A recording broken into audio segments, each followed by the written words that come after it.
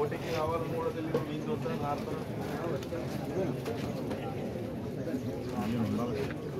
Normal subject ఎవరు చెప్తారు subject ఎవరు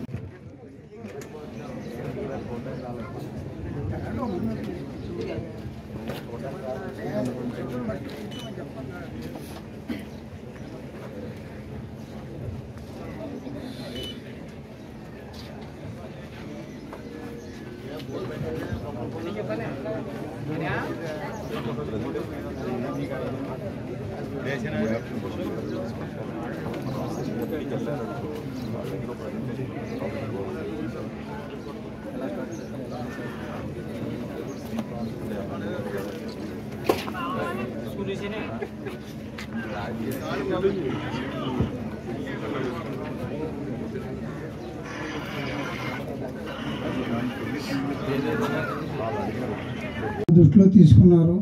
తర్వాత రోడ్డు గురించి కూడా చూపించారు. ఆ రోడ్డు కూడా మేము వేస్తామండి అని మన ఎంపీ గారి కళ్ళతో మాట్లాడించేసి ఇమ్మీడియట్లీ మాది వేస్తామని చెప్పి మాట ఇచ్చారు. వెంటనే తీర్మానం రాసిస్తామని చెప్పేసి మన ఎంపీ సర్పంచ్ గారు కూడా వెంటనే నేను వేళ రాయిచ్చేతని చెప్పి ఆయన చెప్పారు. వేళ రాయిచ్చేత నేను రేపే చేద్దామని చెప్పేసి ఎంపీ గారు మన మాట ఇచ్చారు. అది మనం ఆయనకి కుటుంబం చెప్పుకోవాలి. ఇక పోతే ఎంపీ గారి ద్వారాగా మనకి ఉప్పాడ కోతకి గొట్టు గురించి చాలా కష్టపడ్డాం. వేసాం గొట్టు ఉత్తు వృధాగా పోయింది. అదే గొట్టు గురించి మన పవన్ కళ్యాణ్ గారు ఎలక్షన్లో మాటిచ్చారు. మాటిచ్చిన ప్రకారంగా మన ఎంపీ గారు ఉదయసీన్ గారు కూడా ఉండి దగ్గరుండి ఇద్దరు ద్వారాగా మన డిప్యూటీ సీఎం గారు కళ్యాణ్ గారు, మన చంద్రబాబు గారు, తర్వాత మన ఎంపీ గారు వీళ్ళందరూ దగ్గరుండి 350 కోట్లు శాంక్షన్ వేళ మనం ఇప్పటికి అయిన ద్వారాగా మనకి గొట్టు శాంక్షన్ అవుతుందని చెప్పేసి మరి మీకు మనం చేసుకుంటున్నాము. అయితే 82% వర్క్ ప్రోగ్రెస్ జరుగుతుందండి. ఇంటర్నల్ రోడ్స్ ఫాస్ట్గానే జరుగుతున్నాయి, బిల్డింగ్స్ కూడా జరుగుతున్నాయి. ఇది మనకి ఈఓటీ మనకి నెక్స్ట్ ఇయర్ మార్చ్ వరకు అయిపోవాలి అనేసి మనకి గవర్నమెంట్ నుండి ప్రపోజల్ వచ్చింది. కానీ ఈ లోపే తొందరగా అవ్వజేయడానికి ఈ కాంట్రాక్టర్ డిపార్ట్మెంట్ అందరూ చాలా కృషి చేస్తున్నామండి. థ్యాంక్స్. ప్రారంభించిన కానీ మాకు ఆ బొట్టు మాకు ఉపయోగపడలేదు. కనీసం మేము యాత్ర వెళ్తా ఉన్నా సముద్రం కెరటం ఎత్తే ఆ కెరటంలో ఇప్పటికి కనీసం లేదంటే 20-30 బోట్లు పోయి, కానీ ఆ బోట్లు పోతనే తప్ప మళ్ళా మనుషులు కూడా బతికం లేదు. ఆ బోట్లు వదిలేసి మనుషులు ఏదో పక్క పోతున్నాం. ఆ విధంగానే జరుగుతుంది. కానీ ఇంకా ఉండేవాళ్ళు ఇంకా బాగా కడతారేమో, మనకు అనుకూలంగా ఉంటుందేమో అని మేము అనుకుంటున్నాం. కానీ కనీసం చూస్తే బొట్టు అటు ఇటు అలా వేసి వెళ్ళేశారు అంతే. మధ్యని మాత్రం ఈ బిల్డింగులు ఏంటి ఈ ఇల్లులు ఇవన్నీ కట్టుకుంటున్నారు. ఎందుకో నాకు అర్థం కాదు. కానీ మాకు కావచ్చిన అవకాశం మాకు చేయలేదు. మాకు చేసేది ఏంటి, గొట్టు ఎవరికి పిసరమేలకే అది ఓపెనింగ్ అయింది, పిసరమేలకే సెలక్షన్ అయింది. ఏంటి బోట్లు కట్టుకోవడానికి, ఆటాడుకోవడానికి, చక్కగా ఉండటానికి ఏంటి అక్కడ అన్ని అవకాశాలు బాగుంటాయని మా పిసరమేని నిమిత్తమే కట్టారు. కానీ ఏదో ఉద్దేశంతో కట్టలేదు కదా. ఇక్కడ ఆఫీసులు కట్టినందుకు, ఇక్కడ ఏదో పోలీస్ స్టేషన్ డిపార్ట్మెంట్లు కట్టినాకి అన్నిటికి కట్టుకుంటే ఆ పిసరమేడు వెళ్ళడం రావడం. ఇప్పుడు ఒక తెర పెడుతుంది, ఇక్కడ వెళ్ళలేకపోతున్నాం. ఏటలు లేవు, కనీసం ఏటలు లేవు. పాటలు లేదనుకున్నా 2000-3000కి ఆటాడుకుందాం అనుకున్నా తెర పడితే వెళ్ళలేకపోతున్నాం. వెళ్తే అక్కడ ప్రమాదం జరుగుతుంది. అలాగే ఎన్నో బోట్లు పోయి, కానీ ఆకులు చూస్తే బొట్టు వేసాడు, ఈతలు 2 కోట్లు చూసి మరి పాయింట్ వేసాడు. కానీ మాకు అలాగే నచ్చలేదు. ఎందుకంటే ఒక ఇరుగ్గా ఉంది. ఎందుకంటే అడుగు ఇంకా ఒక 100 బోట్ అయితే ఆ అబ్బాయి సరిపోతుంది, అందుకంటే అవకాశం ఇవ్వలేదు అక్కడ. కానీ అదైనా ఒక మొమ్ము పెట్టి, ఒక గాలి వచ్చి, ఒక తుఫాను వస్తే రాళ్ళు కూడా చేరేసి ఆ బోట్లు పోతున్నాయి. ఆ హార్బర్లో కన్నా ఉన్నా కానీ అవకాశం లేదు. కానీ మీకు అందరికీ కోరిక ఏంటంటే మాకు ఆ ఎదర కొట్టు ఉంది, ఆ ఎదర పాయింట్ ఎదరు తీసుకెళ్ళి ఏంటి అలా లోపలికి తీసుకెళ్ళి కనీసం లేకపోయినా ఒక 200 అడుగుల లోపలికైనా తీసుకెళ్ళి ఆ గొట్టు మాత్రం మాకు అలాగా టర్నింగ్ తిరిగి ఇది ఎదరికి తీసుకెళ్ళి అప్పుడు 2 అలా కలిపితే అప్పుడు మాకు దిగడానికి అవకాశం ఉంటుంది. అంతకంటే మేము కోరిక ఏమీ లేదు. మీకు అందరికీ నమస్కారం.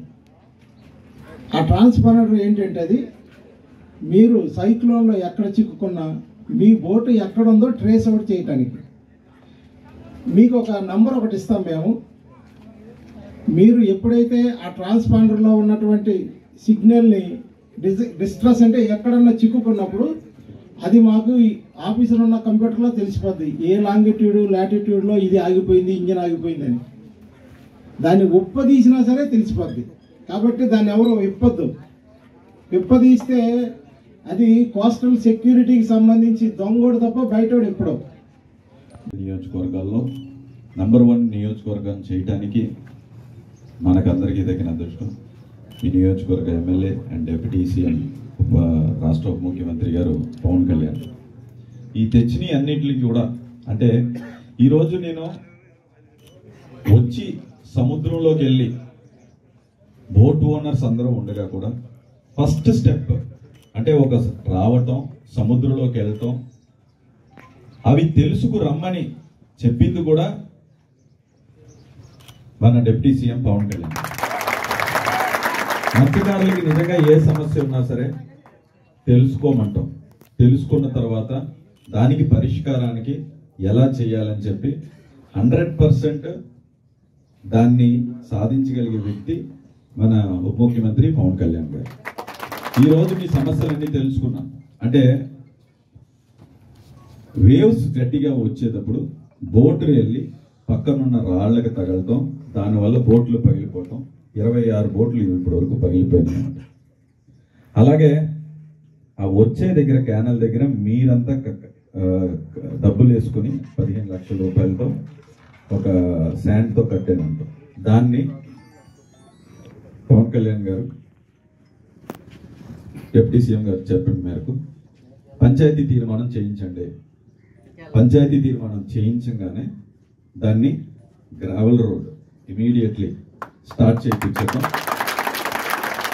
అది ఎవరు చేస్తారనేది కూడా మళ్ళీ వాళ్ళే వీళ్ళని కాకుండా మీరందరూ కూర్చుని ఎవరు చేస్తారో ఎవరు చేస్తే బాగుంటుందో వాళ్ళ పేరే రెఫర్ చేయండి, వాళ్ళ చేతే చేయిద్దాం. అది డీ గారు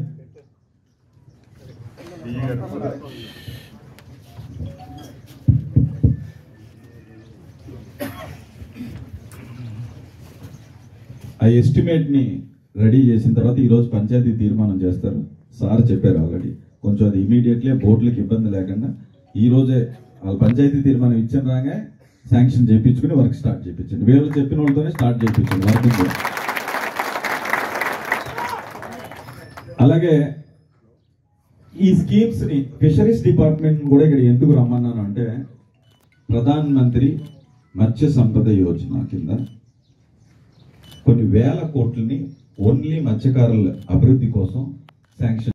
సార్ చెప్పడం వల్లే కదా వచ్చింది. అంటే మనసు ఉండాలి ఫస్ట్. నా ఫస్ట్ ఎంపీ లాడ్స్ తో కూడా తునిలో మత్స్యకారులకి కమ్యూనిటీ హాల్ శాంక్షన్ చేయించి, అలాగే ఇక్కడ కోనపాపేటలో coastal climate resilient village scheme ఉంది కదండి. ఆ రెసిలియంట్ స్కీమ్ త్వరలోనే మన ఉప ముఖ్యమంత్రి గారు అది జిల్లాకి ఒకటి సెలెక్ట్ చేయమంటే మన ఉప్పాడ కొత్తపల్లి మండలంలో సెలెక్ట్ చేశారు. జిల్లా అంతటికీ కలిపి అంటే ఇండియా వైడ్ 100 విలేజ్లే సెలెక్ట్ చేయమన్నారు. 100 విలేజెసే కదా. ఇండియాలో 100 విలేజెస్ ఫిషర్మ్యాన్ విలేజెస్ సెలెక్ట్ చేయమంటే అందులో ఒక విలేజ్ మనకి దక్కింది. సో దాంట్లో ఉన్న స్కీమ్స్ అన్ని కూడా మీరు వాడుకోవచ్చు. అందుకనే ఫిషరీస్ డిపార్ట్మెంట్ ప్రత్యేకించి ఇక్కడ పిలిపించాను. ఆ స్కీమ్స్ అన్ని కూడా ఎక్స్ప్లెయిన్ చేయించాను. మీరు కూడా ఒక అవేర్నెస్ ప్రోగ్రామ్ పెట్టి లేకపోతే ఒక పాంప్లెట్ లా పెట్టి దాన్ని ప్రింట్ చేసి కొంచెం అందరికీ అన్ని స్కీమ్స్ తెలిసేలాగా మీరు దాన్ని డిస్ట్రిబ్యూట్ చేయించండి. ఇంకా ఏమన్నా స్కీమ్స్ తెలియకపోతే ఆఫీస్కి రండి. అక్కడ ఉన్న పర్సన్స్ దీంట్లో ఎక్స్పర్టీస్ వాళ్ళు కూడా మీ అందరికీ ఎక్స్ప్లెయిన్ చేస్తారు. అలాగే మీరు ఎప్పుడు పిలిచినా సరే నేను సముద్రం ఇంకా ఇక్కడికే తీసుకెళ్ళాను, మధ్యలోకి తీసుకెళ్ళడం వస్తాను నేను. సో డెఫినెట్లీ ఇది ఏంటంటే పార్టీలకు అతీతంగా మత్స్యకారులు అందరూ బాగుండా ఉన్న వాళ్ళు అందరూ కూడా ఈరోజు ఇక్కడ గ్యాదర్ అయ్యారు. బోట్స్మెన్స్ లేకపోతే మత్స్యకారులు పార్టీలకు అతీతంగా పవన్ కళ్యాణ్ గారు ఏది ఎవరికైనా సరే పార్టీలకు అతీతంగా మత్స్యకారుడు అంటే ఆయనకి వెళ్ళవలసిందే, ఆయనకి చేరవలసిందే అని చెప్పి ఈరోజు కూడా మీరు అందరూ కూడా ఒక మంచి అభిప్రాయంతో మత్స్యకారులు అందరూ బాగుండాలన్న వాళ్ళు ఇక్కడ గ్యాదర్ అయ్యారు. అన్నోళ్ళు పర్లేదు, అది వదిలేసేయండి. మామూలుగా అంటే మీలో ఎవరైనా బోట్స్ ఓనర్స్ ఉండి కూడా రాలేదు అంటే ఇది అందరి కోసమే కదా మీరు అందరూ గ్యాదర్ అయింది. ఇప్పుడు నేను పొద్దున్న నుంచి ఇక్కడికి వచ్చిందన్న మీ అందరి కోసమే, దొరబాబు గారు వచ్చిందన్న మీ అందరి కోసమే కదా ఇక్కడికి. సముద్రంలోకి ఆయన పాప కాలు బాగపోయినాక సముద్రంలోకి ఆయన కూడా వచ్చారు, తెలుసుకున్నారు. మన వెంకటేశ్వర్లు ఉన్నారు, ఆయన కూడా నిన్న సార్ని నిజంగా ఆయన కూడా చెప్పింది ఏంటంటే బ్యాంక్ లోన్ కూడా మీరు తీసుకోవచ్చు. మిగతా సబ్సిడీ అమౌంట్ కాకుండా మిగతా అమౌంట్కి బ్యాంకుని సంప్రదించి లోన్ తీసుకోవచ్చు. అలాగే ప్రభుత్వం మాట ఇచ్చిన ప్రకారం 20,000 రూపాయలు మీ అందరికి వేశారు లేదా? రాలేని వాళ్ళు అంటే 100లో ఇద్దరికే ముగ్గురికో వచ్చి ఆ లిస్టు కూడా తెప్పించుకుని మన పవన్ కళ్యాణ్ గారు ఈ నియోజకవర్గంలో ఎవరికి రాలేదని చూశారు. ఆ రెక్టిఫికేషన్ చేసి అంటే దేని వల్ల రాలేదు అనే రీజన్ ఏదైనా ఉంది అంటే ఆ కారు ఉందనో లేకపోతే రీజన్స్ ఏమేంటంటే అలాంటివి ఉన్నట్లు లేకుండా ఎవరైనా ఇబ్బంది పడితే మాత్రం ఇమీడియట్లీ మీరు ఫిషరీస్ డిపార్ట్మెంట్కి వెళ్ళొచ్చు, లేకపోతే మన ఆఫీస్ దగ్గరికి రావచ్చు. చెప్పగానే అవి కూడా సాల్వ్ అవుతాయి. ఈ స్కీమ్స్ అన్నిటిని కూడా వినియోగించుకోవడానికి మీరు ఫిషరీస్ డిపార్ట్మెంట్కి ఎప్పుడైనా వెళ్ళచ్చు. సహకరించకపోతే ఎంపీ ఆఫీస్ దగ్గర రావచ్చు. ఎంపీ ఆఫీస్ నేను జీతం ఇచ్చి ఒక మనిషిని పెట్టాను, అంటే ఇద్దరిని పెట్టాను. ఇలాగ వచ్చిన స్కీమ్స్ని ఎక్స్ప్లెయిన్ చేసి మీకు హెల్ప్ చేస్తూ, అంటే ప్రాసెస్ని చెప్పేసి వదిలేయటం కాదు, ఇది తెచ్చుకుని ఇక్కడికి వెళ్ళి ఇలా చేయండి, ఏమన్నా ఇన్ఫర్మేషన్ కావాలితే వాళ్ళే డౌన్లోడ్ చేసి హెల్ప్ చేసి మీకు డిపార్ట్మెంట్కి మధ్యలో ఒక బ్రిడ్జ్ లాగా నేను మనుషులు పెట్టాను. మీరు ఆఫీస్కి వచ్చి ఎవరికి ఇది నా సొంత ఖర్చుతో పెట్టి ఎవరికి ఏ స్కీమ్ ఎలిజిబిలిటీ ఉంది, ఇది నాకు వస్తుందా రాదా, రావాలంటే ఏం కావాలని తెచ్చుకోవటం చెప్పటం, ఇవన్నీ కూడా ఇలాంటి ఏర్పాటును చేయమంటున్నది కూడా మన ఉప ముఖ్యమంత్రి పవన్ కళ్యాణ్ గారు. ఆయన స్వయాన ఆయనే చెప్పారు. నేను అందరూ కలిసి భోజనం చేసాం మేము. ఆయన కూడా మీకోసం నిన్న వచ్చి సమస్యలన్నీ కూడా చెప్పారు. విజయ్ కుమార్ గారు, జాన్ గారు, మణికంఠ గారు, అలాగే సూరాడు గారు, మొత్తం అందరూ చాలా మంది వచ్చి ఇది చెప్పడం, అలాగే సార్ కూడా వెళ్ళి తెలుసుకోమంటాం. ఇవన్నీ తెలుసుకున్నాం. అలాగే ఒక కమిటీ వేస్తున్నారు. కమిటీ వేసిన తర్వాత దీన్ని ఎలా చేస్తే బాగుంటుందనే ప్రాసెస్ ఉంటుంది కదా, ఇప్పటి నుంచో ఉంది. ఆ ప్రాసెస్ని బ్రేక్ చేయడంలో పవన్ కళ్యాణ్ గారి కన్నా మించిన అతను ఎవరు లేరు. ఎంతమంది మారారు, ఎన్ని ప్రభుత్వాలు మారారు, ఉప్పాడ కాపాడటానికి ఏమైనా ఒక్క స్టెప్ ముందుకెళ్ళిందా? కేవలం ఇది నేను తెచ్చేయటం కాదు.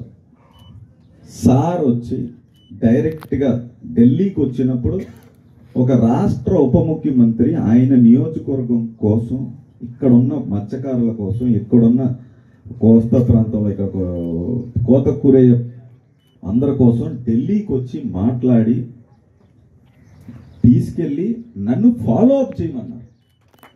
చెప్పిన పనిని ఫాలో అప్ చేస్తున్నాను, నేను దాన్ని ఫాలో అప్ చేస్తున్నాను అంతే. ఆయనే మొత్తం అంతా ఇక్కడికి వచ్చి వీళ్ళకి కోతకు గురవ్వకుండా ఉండేదని, ఆ స్టేజ్ ఏ స్టేజ్లో ఉందని కూడా చెప్తున్నాను. దీన్ని ఉత్తినే మాకు గోడ కట్టేయండి అంటే ఎక్కడ సెంటర్లో ఎవరో కట్టరు. అలాగా ఉత్తినే గోడ కట్టేయండి అని ప్రతి ఎంపీ అడిగిన వాళ్ళు ఉంటారు కదా, 25 ఏళ్ళు 30 ఏళ్ళ నుంచి ఎవరైనా కట్టేశారా? అలా కట్టరు. సార్ కూడా ఒక డిపార్ట్మెంట్ని కోస్టల్ సెంటర్ ఫర్ కోస్టల్ చెన్నైలో ఉంటుంది కదా, అక్కడి నుంచి టీంని తీసుకొచ్చి దీన్ని మొత్తం అందరినీ కూడా రీసెర్చ్ చేసి ఎస్టిమేట్ వేయించి, ఆ ఎస్టిమేట్ ప్రకారం నేషనల్ డిజాస్టర్ మేనేజ్మెంట్ అథారిటీకి పట్టుకెళ్ళి ఇచ్చి, దీన్ని నేను కూడా పార్లమెంట్లో కూడా మాట్లాడి